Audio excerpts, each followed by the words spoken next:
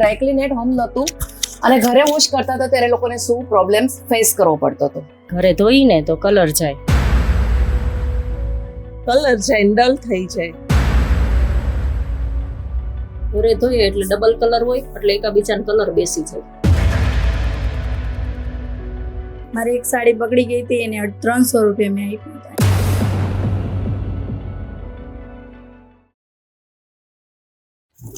આજે અમે લોકો આવ્યા છીએ અજમલ ધામ સોસાયટીમાં ડેમોન્સ્ટ્રેશન માટે, અને આ ડ્રાયક્લીન એટ હોમ નો ડેમો આપણે આજે સાડીઝ અને બ્લાઉઝ ની અંદર કરવાના છીએ. સૌથી પહેલા જાણી લઈએ કે આ લોકોને જ્યારે ડ્રાયક્લીન એટ હોમ નહોતું અને ઘરે વોશ કરતા હતા ત્યારે લોકોને શું પ્રોબ્લેમ્સ ફેસ કરવો પડતો હતો? કલર જાતો તો મેં ઘરે ધોઈને તો કલર જાય. કલર જાય. બીજો કોઈ પ્રોબ્લેમ? તો તમે એના માટે શું કરતા હતા? બહાર જ દઈ દેતા હતા, અમે ઘરે નો ધોઈ. Dry cleaning. કલર જાય, ડલ થઈ જાય, આમ સાઈન ફરક પડી જાય. તો આના માટે શું કરતા હતા તમે? બહાર જ આપી દે. બહાર આપી દે. ઘરે ધોઈએ એટલે ડબલ કલર હોય એટલે એકાબીજાનો કલર બેસી જાય એટલે બહાર જ ધોવડાવી નાખીએ. ડબલ કલરમાં એકાબીજી કલર મળી જાય એટલે બહાર આપી દઈએ. ઘરે ધોઈએ તો કલર જાય, એકાબીજાને બેસી જાય એટલે બહાર આપી. ઓકે, ચાલો. સો હવે આ જે છે, આ છે બાંધણી ડબલ કલરની, યેલો અને ગ્રીન, અને આ છે બ્લુ એન્ડ ક્રીમ કલર. આ સાડી કોની છે? આ કેટલા ટાઈમ થી પહેરો છો તમે? 10 વર્ષથી પહેરો છો. ક્યારે વોશ કરી છે? ફર્સ્ટ ટાઈમ વોશ છે? ઓકે. આ જે પ્રોડક્ટ છે એને કોને કોને નોલેજ છે? કોને જોઈ છે યુટ્યુબમાં અથવા તો કોઈ રિલેટિવ્સ થ્રુ કોઈને આઈડિયા છે? નહીં. હવે જનરલી આપણે લોકોને બે વસ્તુથી પરિચય હોઈએ આપણે, એક તો ડિટર્જન્ટ પાવડર અને બીજું લિક્વિડ, બરાબર? બહુ થયું તો શેમ્પુ, અમુક એવા કપડા હોય તો શેમ્પુમાં વોશ કરીએ છીએ, એ સિવાય કોઈ સોલ્યુશન નથી. અને તમને બધાને ખબર છે આ ત્રણેયની અંદર આપણે વોશ કરીએ તો કલર જાય છે ખરા, કમ્પલસરી જાય છે, બરાબર? એટલે આપણી હેવી સાડી હોય કે હેવી ડ્રેસીસ હોય એને આપણે ઘરે ધોવાનું રિસ્ક લેતા નથી, એને બહાર ડ્રાય ક્લિનિંગમાં આપી દઈએ છીએ. 200, 250, 300 જે માંગશે તે આપી દઈશું. તમને બધાને ખબર છે કે એ લોકો કેવી રીતે વોશ કરે છે તે જોયાનું ઝેર. આમાંથી ઘણા લોકો એવા હશે જેને કમસે કમ 1 થી 2 વખત કપડા ત્યાં ડ્રાય ક્લિનિંગમાં આપ્યા પછી પણ બગડી ગયા હશે. બન્યું છે કોઈ જોડે એવું? બગડી ગઈ. શું કલરની સાડી હતી ને એ બગડી ગઈ હતી મારે ડ્રાય ક્લિનિંગમાં આપ્યા પછી. બીજા કોને બગડેલી છે? મારી એક સાડી બગડી ગઈ હતી, એને 300 રૂપિયા મેં આપ્યા હતા. એને પછી પાછી સરખી થાય? નહીં, નથી થઈ. એ લોકો છે ને, મારું તો આ પ્રોડક્ટ જે છે ને એ ડ્રાય ક્લિનિંગ વાળા પણ લઈ જાય છે, બરાબર? એ લોકો ઓનલી શેમ્પુમાં જ ધોવે છે, કારણ કે અમે લોકોને પૂછતા હોઈએ છીએ કે ભાઈ તમે શેમાં ધોવો છો, તમે કયા કેમિકલ્સ વાપરો છો, તો અમે તમને એનું સોલ્યુશન આપીએ એમ. તો બધાનું કેવું એક જ હોય કે જો અમને 600 રૂપિયાથી વધારે પે કરે કોઈ તો અમે પેટ્રોલ વોશ કરીએ છીએ. પેટ્રોલ વોશમાં જનરલી કપડું ડેમેજ થાય નહીં, કારણ કે એ સ્પિરિટ છે એ ઉડી જાય, એને પાણી સાથે કોઈ લગાવ ના હોય, બરાબર? પણ આમાંથી કોણ 600-700 રૂપિયા આપવાલ છે? જનરલી કોઈ જ ન આપે. આપણે એના કરતા કે લાઈને એના કરતા હું ઘરે ધોઈ કાઢું, મારે 600 રૂપિયા નથી દેવા, બરાબર? એટલે એ શું કરશે, 200-250 રૂપિયા લઈ લેશે અને માત્ર શેમ્પુમાં વોશ કરીને તમને આપશે, જેને લીધે ઘણી વખત કલર બ્લીડ થઈ જાય છે. બાંધણીની સાડી હોય તો વ્હાઈટ જે ડોટ હોય એની અંદર બીજો કલર બેસી જાય, ડબલ કલરનો હોય તો આનો કલર આમાં બેસી જાય, યા ધબ્બા પડી જાય, બધા ઇસ્યુ આવે, કારણ કે શેમ્પુ પણ એક માઇલ્ડ ડિટર્જન્ટ જ છે, બરાબર? એટલે જ આપણા માથાના વાળને બધું ક્લીન કરે છે, એમાં ફીણા થાય છે. આ જે પ્રોડક્ટ છે આ પ્રોડક્ટ ફોર્મલેસ છે. ફોર્મલેસ એટલે આની અંદર ઝાગ બિલકુલ પણ નહીં થાય, 0 ફોર્મ છે, એટલે પાણીની પણ આમાં બહુ રિક્વાયરમેન્ટ રહેતી નથી.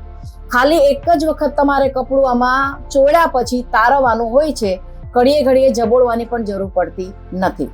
પછી જ્યારે તમે એને એક વખત પાણીમાં ચોખ્ખા પાણીમાં તારવો છો ત્યારે એના ઉપર આ કેમિકલનું કોટેડ લેયર લાગી જાય છે, જેને કારણે એક વખત ડીપ કરવાથી પણ એમાં કલર બહુ બ્લીડ થતો નથી. બીજું આનું કારણ આ ટીશ્યુ હોવાને લીધે જે પાણીમાં કલર છૂટે છે ને એ 20 થી 25% એ પાણીનો કલર પણ એબ્ઝોર્બ કરી લે છે. કલર કેચરનું પણ કામ કરે છે, આ કલર ફિક્સરનું પણ કામ કરે છે, કલર નથી નીકળવા દેતો એ પણ કામ કરે છે. કપડું વોશ થયા પછી જે આપણે તૈયાર કપડું લીધું ત્યારે જે એની શાઇનિંગ હોય એ જે શાઇન છે એ બરકરાર રાખે છે, કારણ કે આફ્ટર વોશ કન્ડિશનિંગ પણ કરી દે છે. અને કોટનના અને લિનનના અને જીન્સ મોસ્ટલી 5 થી 6 વખત તમે ધોવો ને તો કપડું સાવ જૂનું થઈ જાય, બરાબર? એટલે એ હાર્ડ પણ થઈ જાય, પુઠ્ઠા જેવું. એ તમને હાર્ડનેસ પણ આમાં વોશ કર્યા પછી નહીં આપે, કપડું તમારું હાર્ડ નહીં થાય. બીજું અત્યારનું આ તો ઠીક તમે બધા સાડી લઈને આવ્યા છો, બાકી આમાં યંગસ્ટર કુર્તી પહેરતા હશે ઘણા લોકો, 500 ની લાવો કે 1000 ની લાવો, દુકાનદાર તમને કહે છે કે બેન પહેલી વખત બહાર ધોવડાવજો. હવે ટ્રેન્ડ જ થઈ ગયો છે. કોઈ પણ દુકાનમાં તમે જાઓ તમને કહે છે પહેલી વખત બહાર આપજો. આપણે આપતા નથી, અને આપશો તો એનો કોઈ મતલબ પણ નથી. એ તમારા પૈસા વેસ્ટ ઓફ મની છે. એ શેમ્પૂમાં ને એમાં જ તમને ધોઈને આપવાનું છે, બરાબર. પછી જ્યારે તમે એને સેકન્ડ ટાઈમ ઘરે વોશ કરો છો તો તમારા 5 થી 6 વખતમાં તમારો ડ્રેસ પૂરો ફેડ થઈ જાય છે, જૂનો લાગવા લાગે છે. પછી આપણે એને બહાર આવે કે નથી પહેરતા, આપણે એને રૂટીનમાં કાઢી દઈએ છીએ, બરાબર. તો એક વખત જ્યારે આપણે એ ડ્રેસ પહેરીએ છીએ તો આપણને ડ્રેસની પહેરામણી 200 થી 250 રૂપિયા આપણે ચૂકવીએ છીએ એક વખત પહેરવાનું ભાડું. સમજી લેજો તમે, એ આપણે કોઈ હિસાબ કરતું નથી. આની અંદર તમે 50 વખત પણ પહેરશો અને વોશ કરશો તો તમારી કુર્તી નવી નવી જ રહેશે, જૂની થશે જ નહીં. કારણ કે આ ડિટર્જન્ટ નથી, આ કપડાને ફેડ થવા દેતું નથી. હવે આપણે આનો ડેમો જોઈ લઈએ. તો આના માટે આપણે પાણીની કેપેસિટી મેક્સિમમ 5 લીટર લેવાનું છે. એવું નહીં કે આખી બાલડી પાણીની ભરી અને એક આખું ટીશ્યુ નાખી દીધું, બરાબર. આની રિક્વાયરમેન્ટ મેક્સિમમ 5 લીટર છે. આની અંદર એક ટીશ્યુની અંદર 3 સાડી વોશ થશે, ડ્રેસીસ હશે તો 5 વોશ થશે, કુર્તી હશે તો 6 થી 7 વોશ થશે, અને કોટનના કપડા હશે તો 10 થી 12 વોશ થશે, બરાબર. આપણને ધોતા આવડવું જોઈએ અને પાણીને યુઝ કરતા આવડવું જોઈએ. બીજી મહત્વપૂર્ણ વાત કે આ જે સાડી છે, આ સાડી 1000-1500 ની હશે, બરાબર. એટલે આ દેખાય છે કે આ તપેલા ડાઇંગ છે, બરાબર. હવે તપેલા ડાઇંગ ની અંદર આપણે મોસ્ટલી આપણે સુરતમાં તો વરાછામાં ફેમસ છે, બરોડા પ્રેસ્ટેજમાં જવાનું, 100 રૂપિયા દઈ દેવાનું, સાડીને તમને કલર કરીને આપી દે, બરાબર.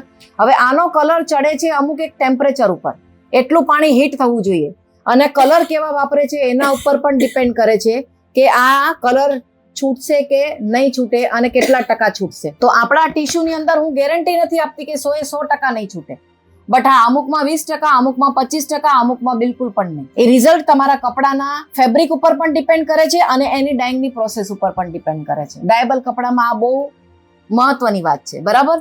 એટલે સૌથી પહેલા તો આપણે આ વાઇપ્સને આખાને કાપી અને આની અંદર ડીપ કરી દઈએ.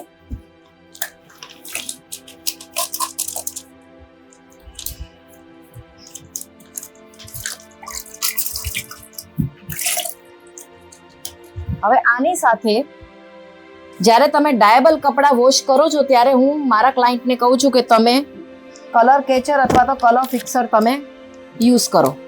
તો હું પાઉચ જ રેડીમેડ યુઝ કરું છું આના માટે. હું આ એ પણ નાખી દઉં છું, બરાબર. હવે સૌથી પહેલા તો આજે આપણે વાઇપ્સ નાખ્યું છે એને આપણે ગોળી લેવાનું છે. જે નજીકમાં બેઠા હશે એને સ્મેલ પણ આવતી હશે અને પાણી ધૂંધળું થઈ ગયું એ પણ દેખાતું હશે, બરાબર. થોડું વ્હાઇટિશ પાણી થઈ ગયું અને ગુલાબની પરફ્યુમ પણ આવી હશે. હવે આની અંદર સૌથી પહેલા આપણે આ ક્રીમ કલરની સાડી વોશ કરીએ છીએ. કેમ તો કે આ વ્હાઇટ છે, આ બ્લુ છે અને આ બંને કલર છે. તો જ્યારે તમે કપડાં વોશ કરો ને, 3 સાડી મેં તમને વોશ કરવાની કીધી, તો આપણે સિલેક્શન કરવાનું. લાઇટ કપડું હોય એ પહેલા બોલવાનું, એનથી ડાર્ક હોય પછી ને, એનથી ડાર્ક હોય પછી પણ જો પાણી વાપરવા જેવું તો તમે પાછું પણ એને રીયુઝ કરી શકો છો. આમાં પાણી એડ કરવાનું નથી. આ પાણી જ્યાં સુધી છે એટલું વાપરો. પછી એક સાડી ધોયા પછી આપણને એમ થાય ઘટી ગયું, લાઈ 2 લીટર પાણી નાખું, તો એવું કરવાનું નથી, બરાબર.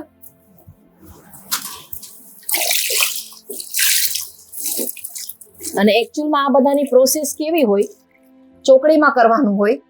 કારણ કે આપણે જનરલી છે ને આ ફોલનો ભાગ બહુ ગંદો હોય, ડર્ટી હોય. એમાં આ બેને તો 10 વર્ષથી ધોઈ જ નથી, એટલે બહુ મેલી હશે. આને બ્રશ મારવાનું હોય, બરાબર. યા તો પછી આમ કરતા જાઓ અને ચોળતા જાઓ. હવે આમાં મેં આને બોળી દીધી. ડાયેબલ સાડી હોય ત્યારે બોળીને ક્યાંય જવાનું નહીં.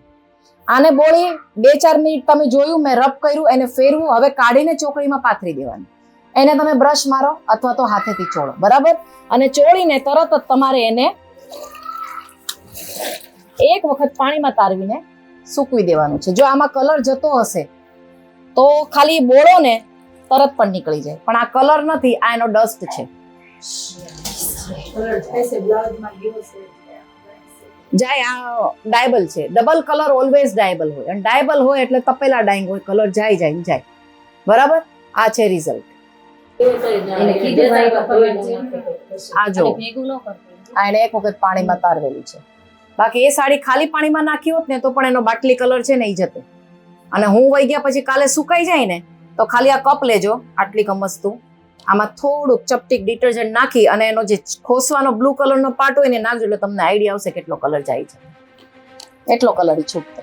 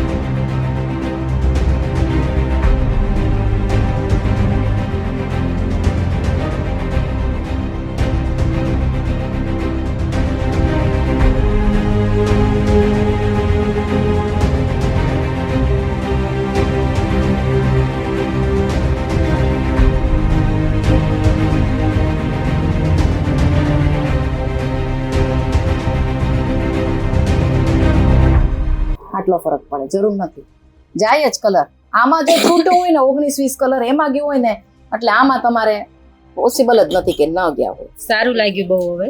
અમને હવે બહાર કપડાં નહીં આપીએ, અમે ઘરે જ ધોશું કપડાં. સારું છે, લીધા જેવું છે એમ. આ વસ્તુ યુઝ કરવા જેવી છે અને સારી છે. હવે ડ્રાય ક્લિનિંગમાં કપડાં નહીં આપવા પડે. સારી છે વસ્તુ, યુઝ કરવા જેવી છે. બહુ સરસ લાગી અમને આ વસ્તુ. બહુ જ સારી વસ્તુ છે, લીધા જેવી છે. સારી છે વસ્તુ, યુઝ કર્યા જેવી છે, ફાઇન છે. આ સાડી મારી હતી, એમાં બહુ જ કલર જતો હતો, પણ આ રિઝલ્ટ મને બહુ ગમ્યું, નથી ગયો કલર.